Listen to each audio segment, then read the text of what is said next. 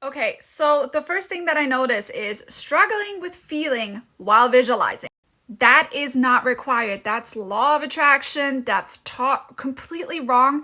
You don't need to feel while you visualize. If you visualize long enough and often enough, it will come naturally eventually. There's this saying from Neville Goddard where he says you need to feel it real. And a lot of people misunderstand it and say, oh, I need to feel while visualizing. Feeling it real means living in the end result.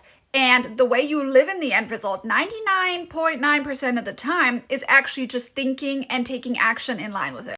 Now, again, please don't get me wrong. You don't need to take action. That's why we say, for example, affirm or do something that changes your thought process. Because everything you do, the way you feel, the way you talk, the way you act, everything is hinging on the way you think. The thought always comes first. I always get this question a lot where it's like, well, but what am I supposed to do? I'm feeling this way. No. The feeling is a result of a thought. The thought always is the first thing that happens, and everything else is a domino effect. So when you are visualizing, try to take a really short scene. It should not be like 5 minutes long, 10 minutes long.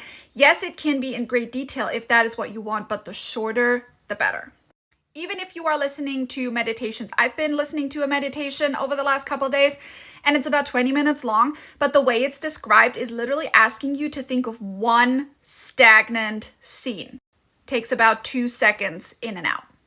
And saying that you block yourself, that's literally an affirmation in and of itself. And remember, affirmations are manifestations, so there's no block. If you are looking for a block, you will find one. You need to tell yourself that there's nothing that's blocking you. You know exactly what to do. You know how to get into the state of the wish fulfilled, because that's where you want to go. And that even if you have limiting beliefs, that they will eradicate themselves by you either visualizing or affirming whatever technique you prefer.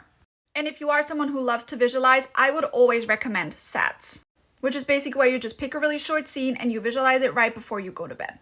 And then you loop it over and over again. And again, the more you loop, the better.